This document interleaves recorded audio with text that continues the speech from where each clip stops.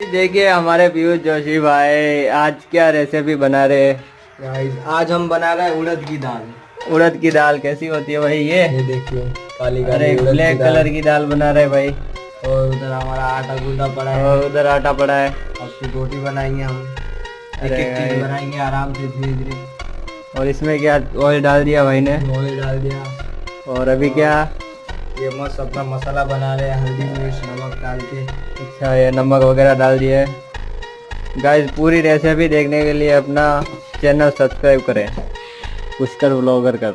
इस पे daily videos आते हैं गाइस, सब्सक्राइब कीजिए। रोज Okay, नई नई guys. चीजें बताएंगे हम, नया नया खाना गाइस बताएंगे। सब्सक्राइब टू माय चैनल और मैं डेली वीडियो लेके आता हूँ अपना पीयूष जोशी।